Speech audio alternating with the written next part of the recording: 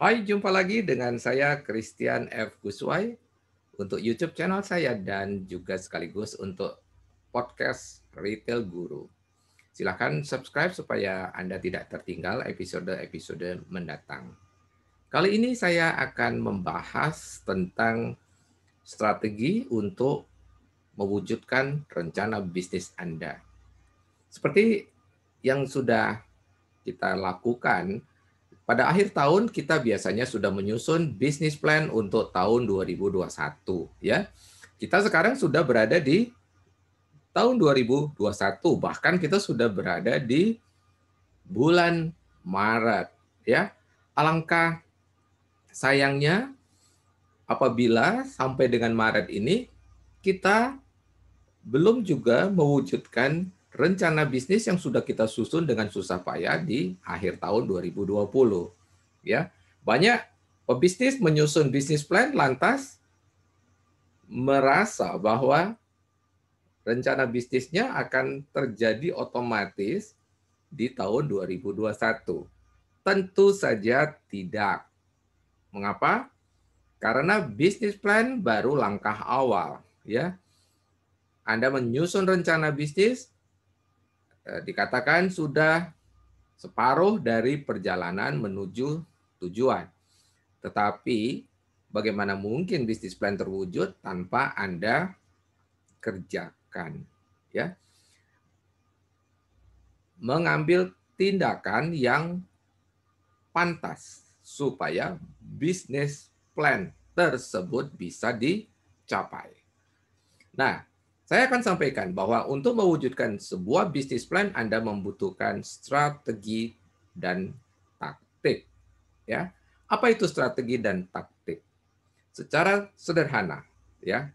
Secara terjemahan bebas, strategi dan taktik adalah serangkaian tindakan untuk memastikan tercapainya rencana bisnis Anda, ya. Strategi dan taktik bisa di breakdown lagi nanti menjadi sebuah atau serangkaian action plan atau rencana aksi, ya. Bisnis plan adalah sebuah blueprint apa yang mau Anda capai di tahun 2021. Tetapi bagaimana cara mencapainya? Maka di semua organ-organ yang ada di dalam struktur organisasi kita haruslah memiliki strategi, ya. Tidak cukup membuat bisnis plan tanpa disertai strategi, ya. Seperti saya katakan tadi, strategi dan sampai keturunannya taktik adalah serangkaian tindakan untuk memastikan tercapainya rencana bisnis, ya. Saya ingin memberikan beberapa contoh mengenai strategi. Kita sering terheran-heran bagaimana sebuah divisi tidak tahu apa yang harus dilakukan untuk memastikan tercapainya rencana bisnis. Saya akan sampaikan pendekatan yang sangat sederhana. Setiap divisi, setiap organ yang ada di dalam struktur organisasi kita harus memiliki job description. Ya, dengan kata lain harus tahu tugas dan tanggung jawabnya. Masalahnya, apakah mereka satu paham tugas dan tanggung jawabnya? Ya, ini peran CEO, peran direktur utama untuk memandu setiap organ yang ada di dalam perusahaan untuk mengetahui tugas dan tanggung jawab masing-masing. Berapa banyak dari kita yang tidak memiliki job description yang jelas dari setiap divisi yang ada di dalam perusahaannya. Jadi langkah pertama bereskan dulu job description dari masing-masing divisi, ya.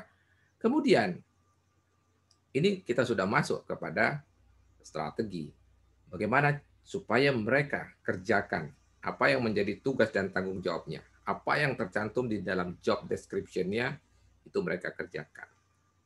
Strateginya adalah, saya sarankan, maka kita harus gunakan yang namanya Key Performance Indicator, ya, yang disingkat KPI. KPI adalah cara kita memastikan kinerja kunci itu terukur. Kinerja kunci dari masing-masing divisi terukur. Kita akan pilih beberapa keys, beberapa poin untuk dijadikan alat ukur kinerja ya sesuai dengan makna KPI. Keys Performance Indicator ya, indikator performa kunci. Sebuah KPI sederhana tidak usah memiliki katakan 10 poin, 15 poin karena Anda mungkin tidak bisa kendalikan. Bahkan itu tidak bisa dikatakan keys, tidak bisa dikatakan kunci. Jika betul yang Anda maksud adalah kunci, cukup maksimum 5 poin untuk dijadikan komponen KPI. Itu salah satu contoh. Ya. Lagi, Pak, bagaimana memastikan orang-orang ini bekerja sesuai dengan yang kita inginkan? Nah, biasanya saya akan tanya balik, apakah Anda sudah membuat Standard Operating Procedure atau SOP? Jika jawabannya belum, nah itu yang harus Anda siapkan. Barangkali cukup terlambat ya untuk membicarakan SOP, tetapi jangan heran, berapa banyak perusahaan dijalankan tanpa SOP. Perusahaan dijalankan hanya dengan perintah-perintah lisan yang bisa berubah satu dan lain orang. Ganti pimpinan, ganti aturan. Ya, ganti kepala divisi, ganti aturan. Ganti kepala departemen, ganti aturan. Mengapa? Karena mereka bekerja bukan berdasarkan SOP, melainkan berdasarkan selera, melainkan berdasarkan kebiasaan. Ya, bahkan kita membenarkan kebiasaan, bukan membiasakan yang benar. Jika Anda membiasakan yang benar, maka Anda pasti akan menyusun SOP.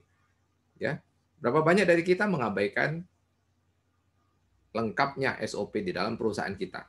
Lalu bagaimana kita bisa memastikan bahwa rencana bisnis kita bisa berjalan dengan baik tanpa adanya SOP bagi para pelaku yang ada di dalam perusahaan kita? Ya, bicara strategi dan taktik, ada banyak sekali strategi dan taktik, ya, sehingga tidak akan cukup membicarakannya dalam 15 menit, 20 menit. Karena itu, Bapak Ibu, semoga apa yang saya sampaikan ini menginspirasi Bapak Ibu selaku pimpinan perusahaan, selaku CEO, selaku direktur utama, untuk memastikan adanya strategi dan taktik sebagai turunan, sebagai cara untuk memastikan tercapainya bisnis plan Anda di tahun 2021.